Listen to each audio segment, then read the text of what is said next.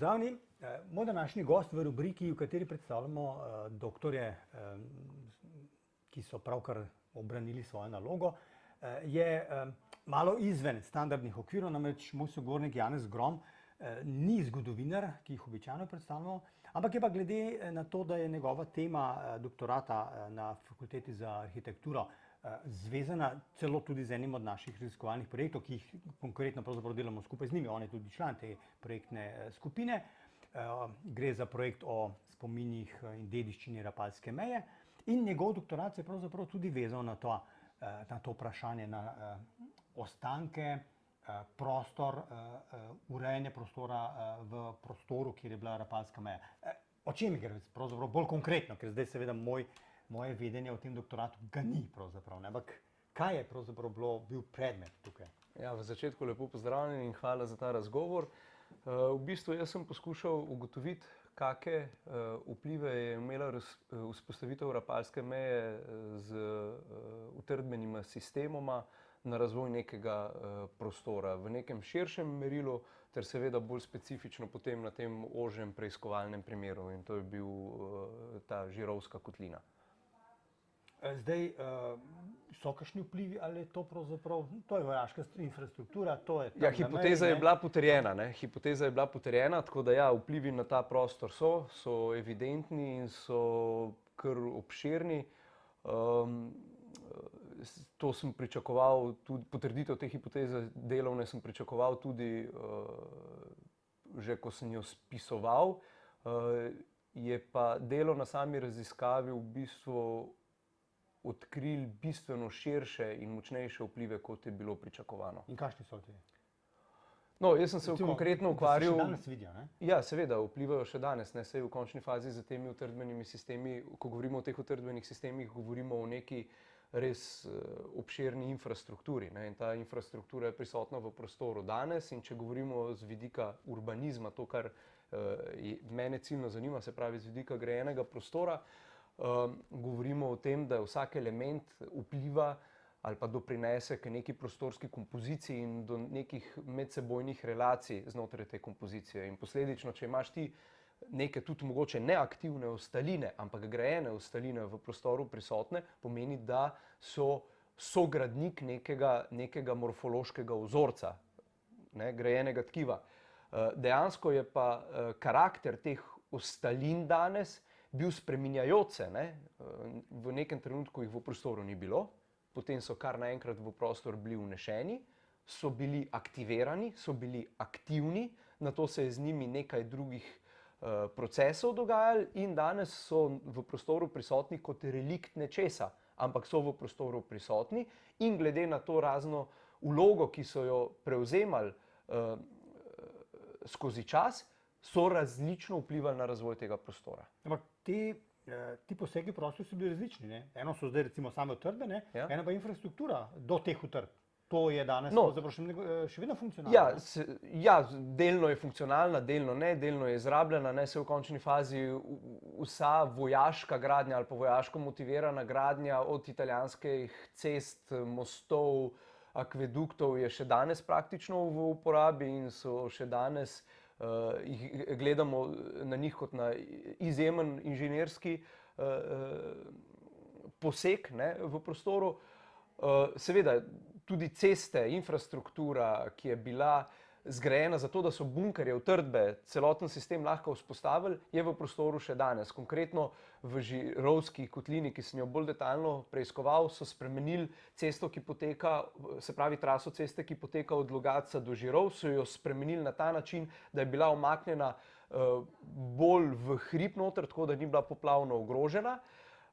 Potem izgradili so neke protitankovske zidove, ki so bili v prostoru neodkriti, ker se jih z daljinskim sistemom ali pa načinom odkrivanja ni dal prepoznati v prostoru. Se pravi, ta LIDAR sistem prepoznavanja jih enostavno ni zaznal v prostoru in jih je bilo treba z terenskim delom v prostoru najti, identificirati, ugotoviti, ali je to, se pravi, če so res del nekega obrambnega sistema ali pač ne.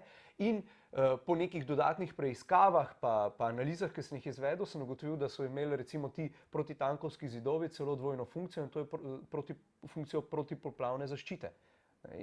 In zelo učinkovito celo. Ne. Še danes imajo v bistvu vplivajo na to, kako je Žirovska kotlina protipoplavno ogrožena. Ne. To se pravi, je imela vojaška infrastruktura tudi daljnosežne civilne posledice lahko? Ja, ampak so bili, jaz trdim, da so bili ti učinki načrtovani ob samem vnosu v prostor. Ne, zaradi tega, ker leta 1926 se v Žireh zgodijo neke katastrofalne poplave, ki so vplivali vse na poselitev vse dol do Škofje Loke in posledično takrat, ko so gradili, ne, se pravi, ko so to enormno količino betona vgrajevali v prostor, so bili zelo taktični glede tega. Ta postavitev Rupnikove linije sploh, ne, to ni bilo neko ad hoc dejanje, to je bilo zelo dobro načrtovano, zelo dobro premišljeno in vsak detajl je bil dobro začrtan. Ne. In kam so postavili te protitankovske, protipoplavne zidove, je imel evidentne učinke. Zdaj, če so ustavljali tanke ali ne, ne vemo, ne, zaradi tega, ker ni prišlo pač do aktivacije tega utrdbenega sistema, ampak na protipoplavno zaščito pa je imelo nedvomne učinke. Ne. To je iz analiz v moji nalogi zelo jasno razvidno. Ampak imajo te stvari lahko tudi še danes svojo dobro plat, recimo? Ja, to poseganje v prostor, ki je tudi varovalo prostor? Mislim, da ti protipoplavni zidovi do neke mere, kolikor so vzdrževani ali nevzdrževani, imajo še danes pozitivne učinke na reguliranje nekega nivoja poplavnosti v Žirovski kotlini. Zdaj, da so Žiri spet blazno poplavno ogrožene, ne gre pripisovati temu v pozitivnem ali negativnem smislu, se pravi, ali dobro učinkujejo ali nimajo vpliva, ampak kasnejšim povojnim posegom, ki so bili precej slabo premišljeni ali pa neregulirani. Se pravi, zidali se je na poplavnih območjih, druge vodotoke se je slabo urejali ali pa neprimerno urejali, ampak ti protitankovski zidovi imajo pa še vedno pozitivne učinke, kljub temu, da so delno zasuti, delno v nekem dereliktnem stanju. Mogoče bi bilo smiselno jih obnoviti ali pa spraviti v neko dobro stanje, že samo iz tega pragmatičnega razloga. Mogoče za zaključek še eno vprašanje. Arhitekti običajno imajo vizijo, kako bi nekaj naredili. Ne seveda vsi arhitekti, ker niso vsi gradbeniki, ne gradijo vsi, imamo se tudi s kakimi drugimi stvarmi ukvarjajo v širšem kontekstu. Kako pa je zdaj ta relacija, kar je že, torej nekaj zgodovinskega, nekaj, kar obstoji v prostoru, in pa razvoj? Mogoče za nas, ki smo zgodovinari, pa mogoče tega ne vidimo tako, kot morda to vidi arhitekt. No, poglejte, jaz sem kontekstualist. Ne? Se pravi, kaj pomeni biti kontekstualist? Biti kontekstualist pomeni, da razumeš prostor, v katerega posegaš ali ki ga obravnavaš, ne? In šele potem se odločiš, kakšni so tvoji posegi. Kar pomeni, da moraš mogoče nekje sklonjene glave, mogoče nekoliko zadržan, pristopiti v ta prostor, zaradi tega, da ta prostor tebi govori svojo pripoved. In šele ko ti uspeš razumeti to pripoved, se lahko odločiš, kako boš upravljal za to pripovedjo. Ne? Se ti lahko kontrast v prostoru vzpostaviš, ne? Ali pa greš v neko totalno sintonijo v prostor. Ampak to je stvar odločitve, ki pride šele potem, ko ti kontekst nekega prostora razumeš. Ne? Kontekst prostora pomeni tudi ustvarjanje ali pa kontekst prostora ustvarja tudi identiteto nekega prostora. Ne? In če ti ne razumeš teh dveh elementov, potem pač v prostoru negativno deluješ. Ne? V prvem koraku je treba razumeti, kaj te dve vsebine so, in posledično je nedvomno nujno bilo razumeti, kaj ti utrdbeni sistemi v prostoru pomenijo. Ne? Se pravi, in rapalska meja kot neka, dajmo reči, relativno nevidna prostorska vsebina, ker je bila markirana samo z nekimi, dajmo reči, minimalnimi markerji, ne? temi mejniki. Ja, to so pač v prostoru, tam je to neka črta, virtualna, navidezna, mogoče takrat markirana z nekimi seki gozda zaradi pač varovalnih razlogov, danes so pa to zaraščeni. Medtem ko utrdbeni sistemi in Alpskega zidu in Rupnikove linije so pa vseobsegajoči, če karikiram, vseobsegajoči infrastrukturni elementi, v katere je bilo ugrajene neskončne količine betona in jekla. In na zelo premišljen način, zelo taktično. In posledično, če ti ne razumeš, kako so se ti elementi v prostoru obnašali, kaj so delali, čemu so bili namenjeni in kako so na razvoj nekega prostora tega grajenega prostora, pa tudi ne nujno samo grajenega prostora, vplivali, potem enostavno ne moreš v prostoru posegati. Ne? In do moje raziskave lahko trdim, da je bila slika, konkretno vsej Žirovske kotline, kar pomeni tudi verjetno še kje drugje, je bila blazno nepopolna.